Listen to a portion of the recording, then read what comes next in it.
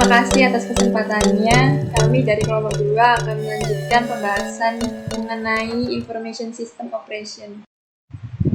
Disaster Recovery Plan atau rencana pemulihan bencana adalah alat bertahan hidup yang membantu bisnis menanggapi ancaman dan memulihkan diri setelah peristiwa yang mengganggu operasi bisnis normal.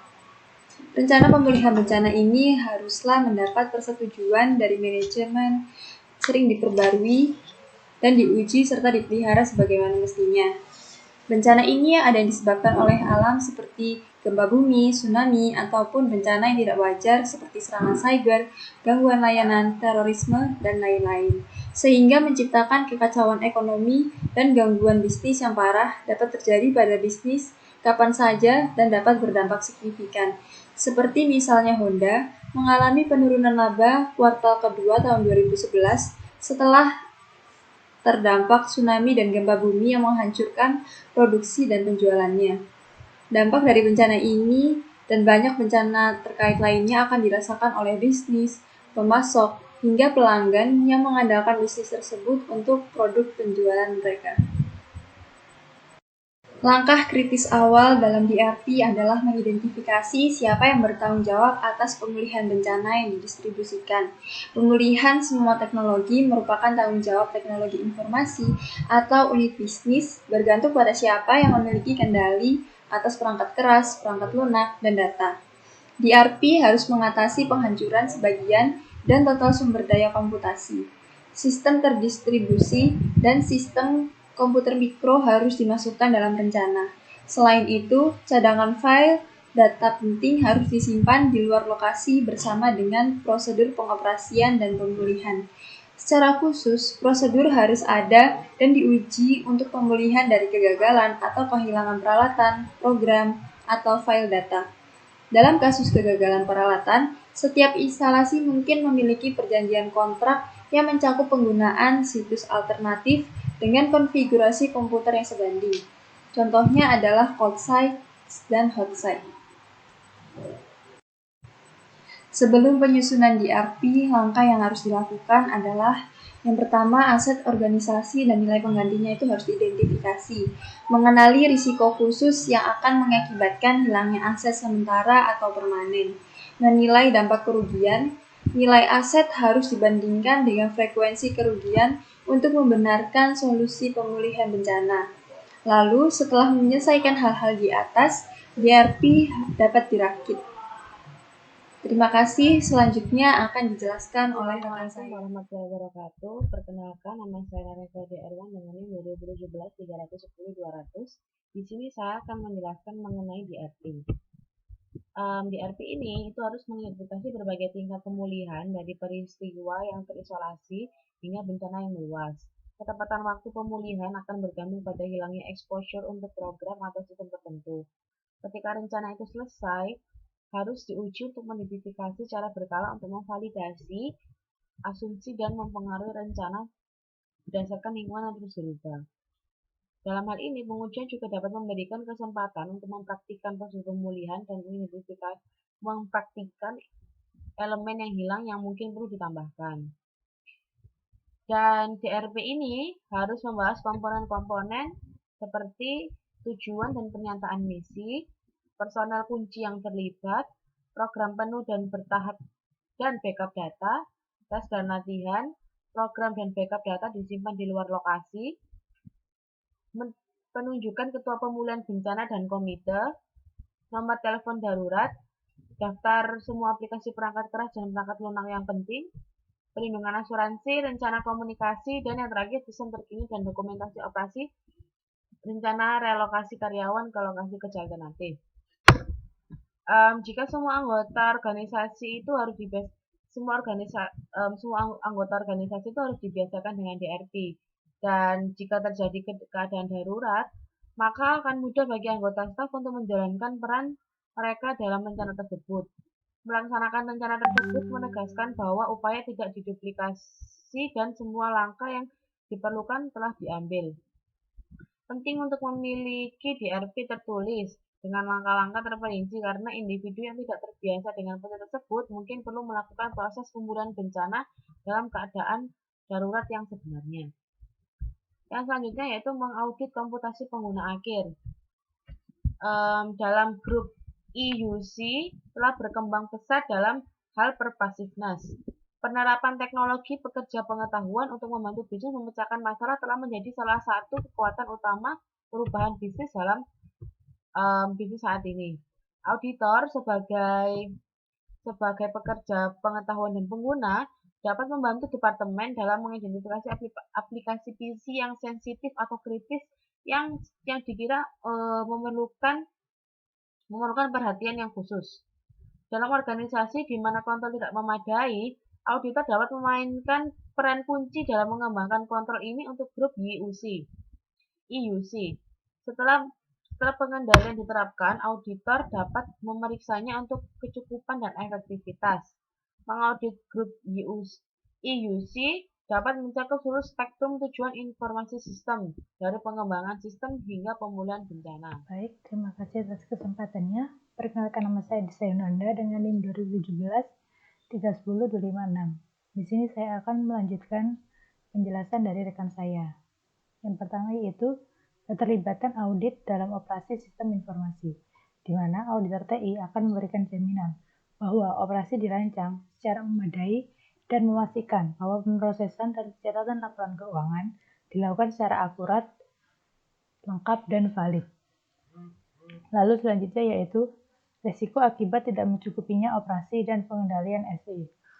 Yang pertama yaitu pemrosesan transaksi keuangan tidak lengkap atau tidak akurat, baik yang dilakukan secara online maupun secara batch. Lalu yang kedua yaitu ketidakmampuan memulihkan data keuangan dari dokumentasi setelah adanya kegagalan sistem yang serius. Yang ketiga yaitu personil yang tidak berwenang dapat mengakses fasilitas dengan akibat kehilangan atau penggantian data maupun program.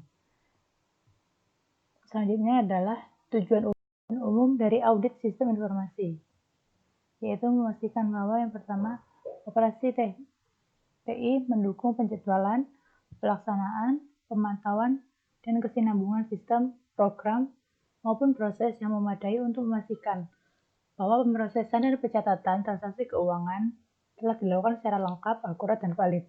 Yang kedua yaitu cadangan informasi keuangan dijadwalkan, dikelola, dan dipantau dengan tepat untuk memastikan bahwa informasi telah akurat dan lengkap. Lalu yang ketiga, akses fisik dikelola dengan tepat untuk menjaga komponen infrastruktur TI yang relevan dan integritas terhadap informasi keuangan. Lalu selanjutnya adalah contoh pengendalian dan prosedur yang biasanya digunakan oleh auditor TI saat memeriksa pemrosesan data, yaitu meliputi yang pertama, pemrosesan dilakukan secara batch dengan dan atau online telah ditentukan, dijadwalkan tepat waktu, dan dipantau untuk penyelesaian yang berhasil.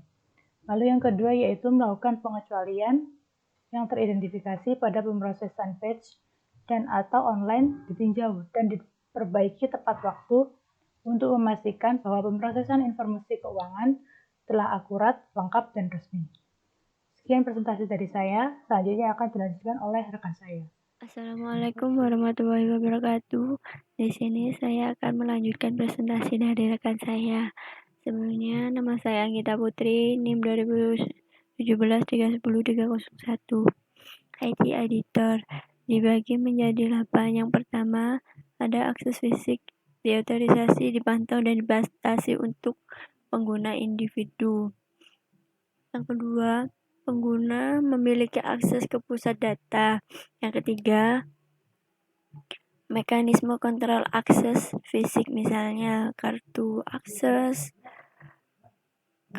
sandi keamanan, guna untuk membatasi dan merekam akses ke gedung dan ke ruang komputer. Yang keempat, otorisasi biometrik digunakan melalui sidik jari, telapak tangan, pengenalan wajah, verifikasi suara. Yang keempat, masuknya personel yang tidak berwenangan diawasi dan dicatat, dan log tersebut dipertahankan guna secara teratur oleh manajemen IT. Kebijakan dan prosedur ada untuk memberikan akses ke pusat data. Yang terakhir, permintaan dan persetujuan diperlukan dan diselesaikan sebelum akses fisik digunakan. Adapun audit pusat data. Audit pusat data ini dilakukan untuk mengevaluasi kontrol administratif atau sumber daya pusat data dan tenaga pemrosesan data. Dibagi menjadi beberapa. Yang pertama, bagian organisasi IT. 2, deskripsi pekerjaan untuk karyawan pusat data IT. Yang ketiga, daftar perangkat lunak aplikasi yang digunakan dan perangkat keras yang digunakan. Keempat, kebijakan dan prosedur IT. Kelima, dokumentasi perencanaan sistem dan anggaran fiskal. Yang terakhir, komunitas bisnis dan rencana pemulihan bencana, guna untuk menghindari jika sewaktu-waktu ada bencana. Jadi datanya harus di backup. Terima kasih. Selanjutnya akan dijelaskan oleh rekan saya. Baik, terima kasih atas kesempatannya. Saya Octavian Nino dengan NIM 2017-310360 akan melanjutkan presentasi dari rekan saya. Saya akan membahas tentang audit DRP atau Rencana Pemulihan Bencana. Seperti yang dinyatakan sebelumnya, DRP adalah rencana yang dibuat untuk memungkinkan organisasi dan lingkungan TI mereka dengan cepat memulihkan operasi dan melanjutkan bisnis jika terjadi bencana. Audit DRP merupakan pemeriksaan penting bagi auditor TI dan manajemen. Elemen utama dan area rencana harus divalidasi dan dinilai untuk memastikan bahwa jika terjadi bencana, proses bisnis yang penting dan sistem informasi dapat dipulihkan tepat waktu. Dari sudut pandang audit, DRP yang akan dievaluasi dan diuji oleh auditor TI harus menyertakan pernyataan misi dan tujuan. Tujuan ini harus realistis, dapat dicapai, dan layak secara ekonomi. Pengujian mengurangi peluang terjadinya miskomunikasi ketika rencana tersebut diimplementasikan selama bencana nyata. Mereka juga menawarkan manajemen kesempatan untuk melihat kelemahan dan memperbaiki prosedur. Beberapa aktivitas kontrol yang dapat dievaluasi dan diuji oleh auditor TI akan berkaitan dengan apakah? Yang pertama, semua media seperti kaset, manual, panduan, dan lain sebagainya disimpan di lokasi yang aman dan terkontrol lingkungan. Yang kedua, perlindungan asuransi yang memadai telah diperoleh dan dipertahankan. Yang ketiga, data cadangan dan yang disimpan terus-menerus dapat dibaca, diuji secara berkala melalui pemulihan atau metode lain. Lalu yang keempat, media yang dapat dilepas diberi label untuk memungkinkan identifikasi yang benar. Sayangnya, organisasi seringkali tidak mau melakukan pengujian karena gangguan yang terjadi pada operasi sehari-hari dan ketakutan bahwa bencana nyata dapat muncul sebagai akibat dari prosedur pengujian. Oleh karena itu, pendekatan bertahap untuk pengujian akan membantu dalam membangun pengujian penuh. Selanjutnya, alat audit. Seperti pada gambar eksibit 11.1, mengilustrasikan template dari daftar periksa audit standar yang dapat digunakan sebagai titik awal ketika menilai operasi SI yang terkait dengan sistem aplikasi keuangan, seperti pada gambar berikut. Alat yang digunakan saat mengaudit bergantung pada ukuran dan kompleksitas organisasi, tujuan, serta aktivitas pengendalian. Aktivitas pengendalian ini mungkin perlu direvisi atau diperluas untuk memperoleh cakupan audit yang memadai dari fungsi manajemen pengendalian perubahan. Sekian dari kelompok kami, mohon maaf bila ada salah kata. Wassalamualaikum warahmatullahi wabarakatuh.